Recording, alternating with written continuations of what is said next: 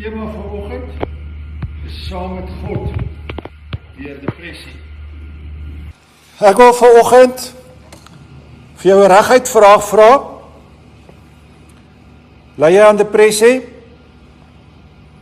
Of miskien is dit iemand in jou gesin, of in jou familie, of dalk 'n vriend waarvan jy weet,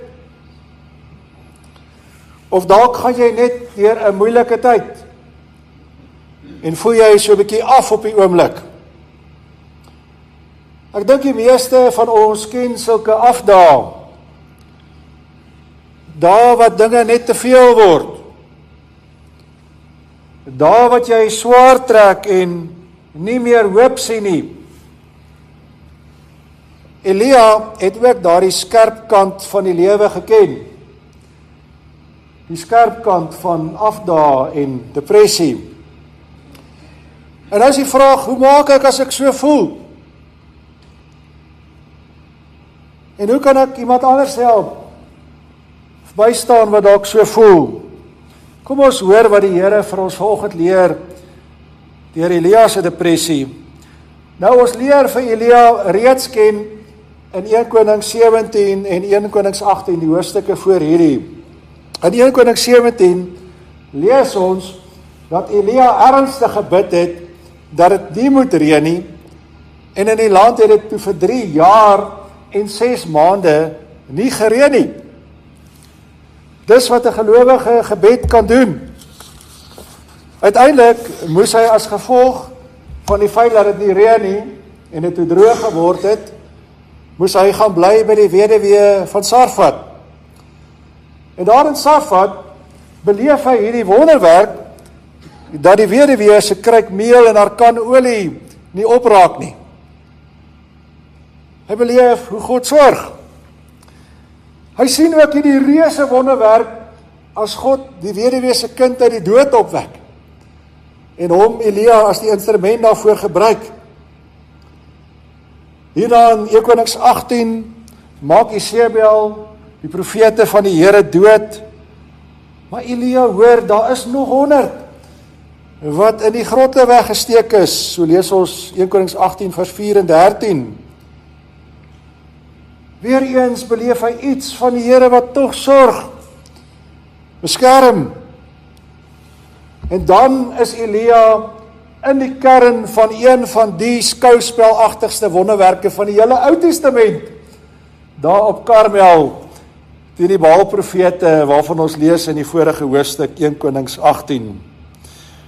As die Baalprofete sy offer glad net nie wil brand nie, al gaan hulle ook hoe te kere, soos Baalmense, gooi hulle speelgoed uit die kot uit. En Elia se offer, geheel en al, klippe en alles deur vuur verteer word.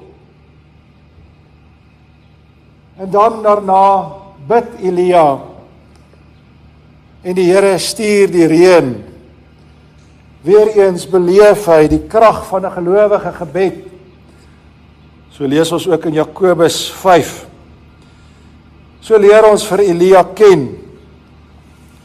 Maar nou begin hierdie hoofstuk deur vir ons te vertel dat Jezebel se gesag so aangetast was deur dit wat Elia gedoen het daar op Karmel, dat sy teen hom wraak gesmeer het. En dis hierdie ontstellende woorde van Jezebel en die feit dat sy lewe nou weer eens bedreig word na al die spanning van die voorafgaande gebeure wat vir Elia net een te veel word. Soos die Engelse sal sê, dit het hom oor die edge gepush. En daarom vlug hy na die heel suidste punt van Israel, na Berseba. Daar los hy sy slaaf agter. En dan gaan hy self nog 'n dag reis verder die woestyn in en gaan sit onder 'n besembos en wens hy gaan dood. Hy sê vir die Here dan in ons fokusvers vers 4, nou is dit genoeg, Here, neem my lewe, want ek is niks beters as my voorvaders nie. Vir Elia voel het, genoeg is nou genoeg. Voel vir hom sy lewe is sinloos, doelloos. En daarom vra hy dat die Here maar eerder sy lewe moet neem. Dalk is jy vanoggend ook figuurlik so 'n bietjie onder die besembos van die lewe. Of dalk was jy al iewers op so 'n punt in jou lewe waar dit ook vir jou gevoel het, genoeg is genoeg. Kan nie langer so aangaan nie. Of miskien voel dit ook vir jou dat jou lewe, jou bydrae doelloos is, sinloos is. Dalk het jy ook al iewers soos Elia gevoel, sou beter gewees het as my lewe eerder maar net eindig. Nou wat ons hier in 1 Konings 19 sien, is iets van die aaklige verskrikking van depressie. En die eerste wat jy vanoggend moet sien, is dat depressie ook met kinders van die Here kan gebeur.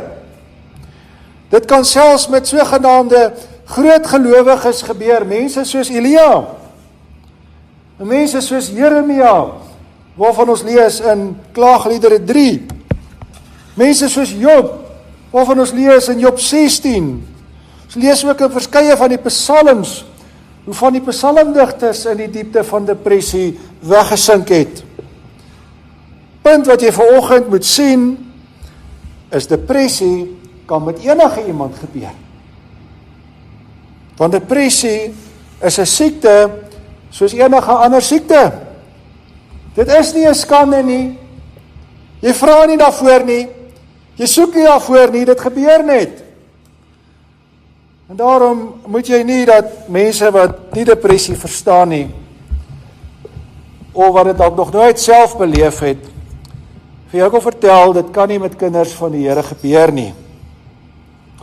Of jy kan sê dat jy net selfsugtig is, of jy net jouself moet regryk. Jy sulke onkunde bevorder mense die stigma wat tot vandag toe nog aan depressie kleef. En daardie stigma maak dat mense met depressie leef, maar hulle wil nie daaroor praat nie, of vir die regte hulp gaan soek nie. Hulle voel skaam daaroor. En wanneer daar nie oor depressie gepraat word nie, as jy nie betyds die regte mediese hulp kry nie, kan depressie ook dodelik wees.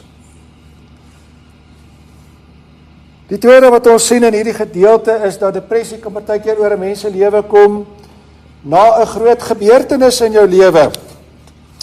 Vir Elia gebeur dit na die skouspelagtige groot gebeure daar op Karmel.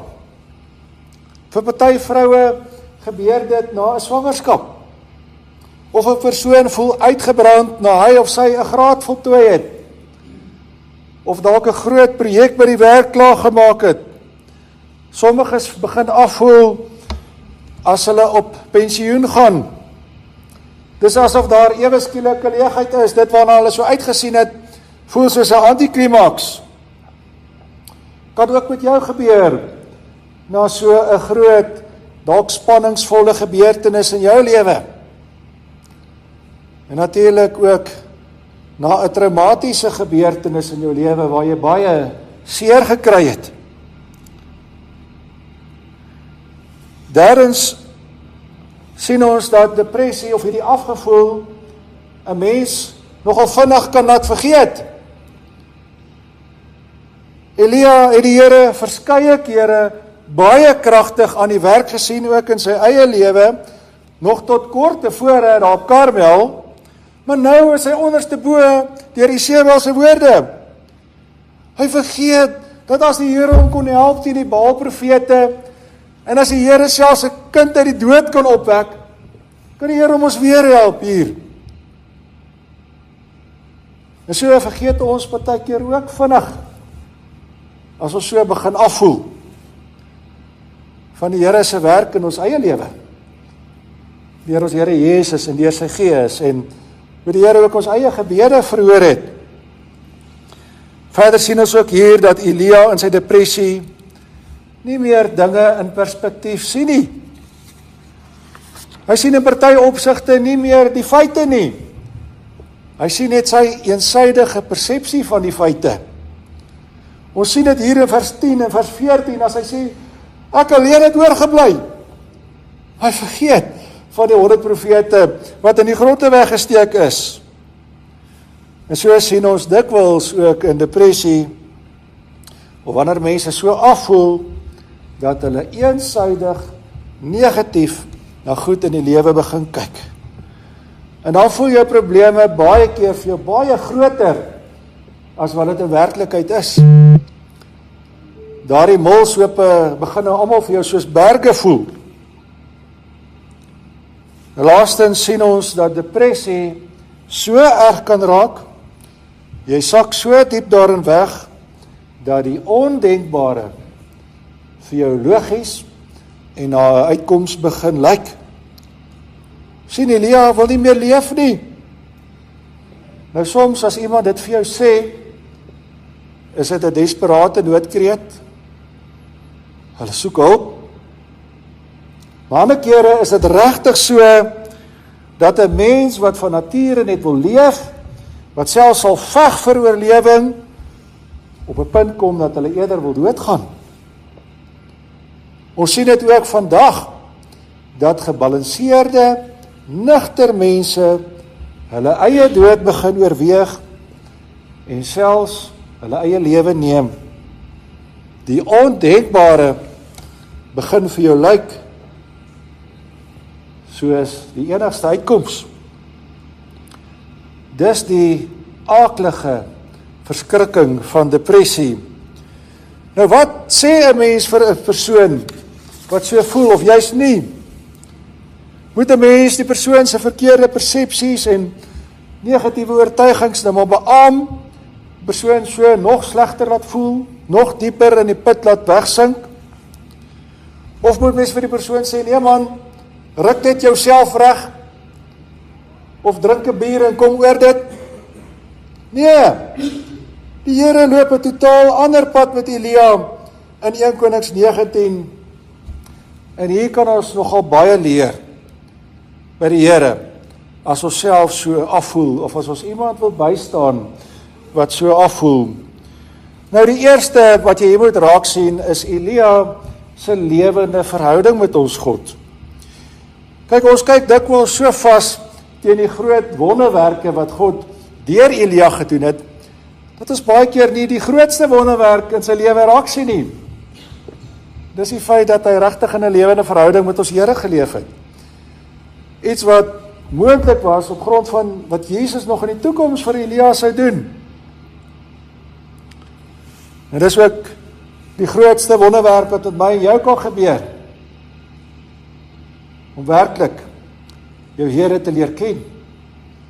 Werklik in 'n lewende verhouding met hom te leef. Iets wat tot ons almal se beskikking is deur ons Here Jesus se werk.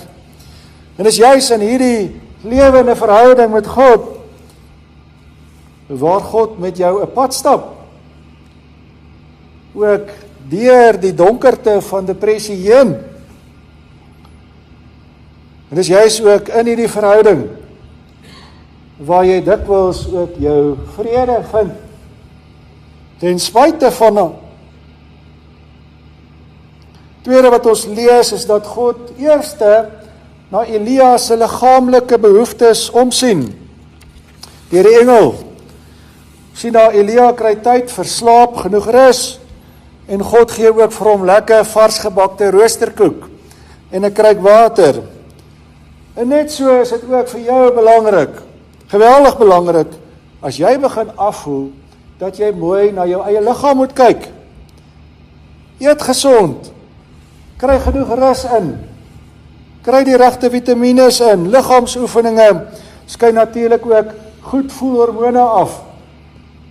So as jy kan begin oefen, jy kan ook jou fisiese omgewing verbeter, byvoorbeeld deur jou kamer of die huis op te ruim, of deur net 'n mooi bos blomme neer te sit, of mooi musiek vir jou aan te sit. En indien jy regtig 'n chemiese wanbalans het, jy kom agter, maar ek kom nie deur hierdie ding nie, ek sak net dieper en dieper weg, dan moet jy ook gaan vir professionele hulp. kry die regte medikasie. God kan daardeur vir jou wondere verrig. Dis wat die Here vir ons sê, kyk na jou liggaam. In die derde plek lees ons dat God Elia alleen voor hom bring. God los hom nie maar daar onder die besembos nie. Nee, hy lei hom na die berg Horeb, die berg van God. En daar in die grot is dit God en Elia alleen. En dis 'n baie goeie plek om te wees in sulke aftye. Alleen by jou Here. En wat is uiteindelik hier alleen by jou Here, waar jy ook soos Elia jou hart voor die Here kan kom uitstort. En waar die Here jou ook nuwe perspektief gee, waar Elia uiteindelik ook sy vrede kry. Vierdens lees ons dat God daar by die berg Horeb 2 keer vir Elia vra, wat maak jy hier, Elia? En dis so 'n bietjie van 'n konfronterende vraag. God konfronteer vir Elia met sy roeping as profeet. Want wegvlug en roepingsversaking en verskonings gaan 'n mens verseker nie laat beter voel nie. Dit gaan 'n mens eerder nog meer skuldig, soos 'n mislukking, doelloos laat voel. So al voel mens nie so nie, al is dit hoe moeilik, moet 'n mens tog probeer aangaan. Al is dit net klein trekkies. Tog probeer om jou roeping te vervul. Vyftens sien ons dat God by herhaling Elia kans gee om sy hart voor die Here te kom uitstort. Ons lees dit in vers 14 en 14. En dit wys vir ons iets van God se empatie en sy deernis en ook sy geduld met Elia wat so depressief voel. En net om so met God te praat, vir hom te sê wat op jou hart is, wat jou so moedeloos, hopeloos laat voel, is dikwels klaar baie goeie terapie. En ons Here Jesus het dit mos moontlik gemaak, dat jy met vrymoedigheid so met jou Vader kan praat. Maar baie belangrik, praat ook met die mense rondom jou, wat bereid is om met deernis en met geduld na jou te luister. Praat daaroor. Moenie dit opkrop nie. Moenie dit alleen probeer dra nie, want partykeer kan jy nie. En dikwels is die mense rondom jou, juis die engele wat God stuur om jou te kom help. In die 6de plek, maak God daar op die berg Horeb iets van homself aan Elia bekend. Naamlik dat God nie altyd in die groot goed, soos die stormwinde en die aardbewings en die vuur te vind is nie. Maar soms ook net in 'n fluistering in die windstilte. En daarmee sê die Here vir Elia en ook vir ons vanoggend, ons moet hom nie altyd net soek in die groot goed, in die groot tekens en die groot wonders nie, maar soms moet jy ook die Here raak sien in die klein dingetjies. Sien daarin ook iets van die Here en sy sorg en sy liefde, soos die groen oral om ons na die baie reën. Daar die mooi veldblommetjies wat sommer so van self opkom. Daai voeltjie wat so sy hart uitsing in jou tuin. Daai klein kind wat so lekker uit sy maag uitlag. Sien ook in klein dingetjies soos hierdie iets van God se sorg en sy liefde. Ook vir jou. Dit vrolike mens ook op. 7de plek gee God vir Elia sommer 3 nuwe opdragte. Vers 15 tot 17. En dis ook deel van God se terapie. Elia kry nog werk. Wat sê God daarmee vir Elia? Hy sê vir Elia, Elia, jou lewe het nog sin. Ek het nog 'n plan vir jou, ek het nog werk vir jou.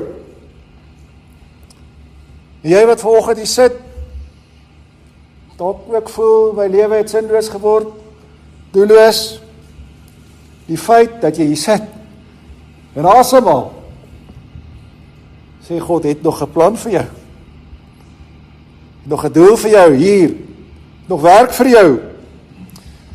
En hierdie is veral ook goeie raad as die neerslagtigheid jou beetpak, nadat jy 'n groot gebeurtenis in jou lewe beleef het. Dit is baie keer wys om daarna iets nuuts aan te pak, wat sin en doel aan jou lewe gee, veral as dit ook 'n verskil in God se koninkryk kan maak.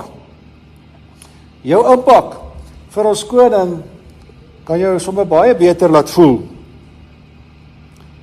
In die 8ste plek sien ons dat God Elia se eensydige negatiewe persepsies vervang met feite.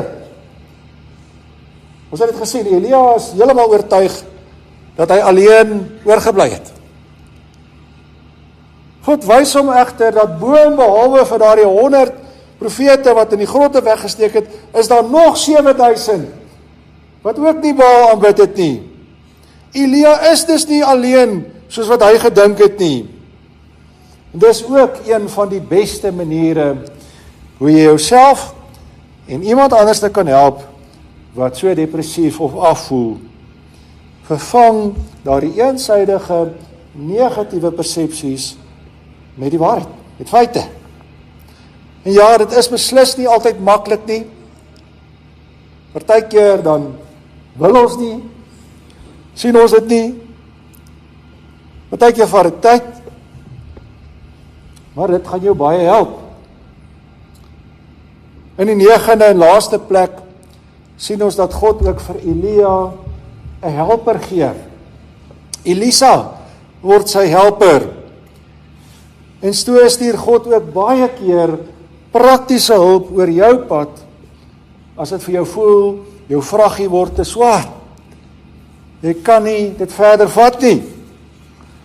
Dalk net in die vorm van 'n medegelowige of 'n familielid wat God deur sy gees oor jou pad lei. En partykeer is dit al wat 'n mens nodig het. Net 'n bietjie hulp om weer moed te skep. Sien jy, wat is die pad wat God met sy kind stap deur depressie heen? Wat is die uiteinde van hierdie pad wat God met Elia gestap het? In 2 Konings 1 en 2, dis nou baie jare later. Daar lees ons steeds van Elia in diens van die Here tydens die regerings van koning Ahasia en koning Joram. Hy is steeds daar God se boodskapper. God doen steeds wonders deur hom. Sien jy? Die heel donkerste nag is nie noodwendig die einde nie. Daar waar Elia onder die besembos gevoel het, genoeg is genoeg. Hy wil nie meer leef nie, kon hy tog met God se hulp weer aangaan. En so is daar ook hoop vir jou. Deur ons Here Jesus se wonde aan die kruis, kan daar ook genesing kom vir jou heel seerste wonde. En deur die werk van die Gees, kan jy weer vreugde, weer vrede beleef. Die Bybel sê 'n vrede wat alle verstand te bowe gaan. Amen. Die gebed skuif hy: Here, dankie dat daar by U altyd hoop is. Al sien ons dit nie by self nie. Amen.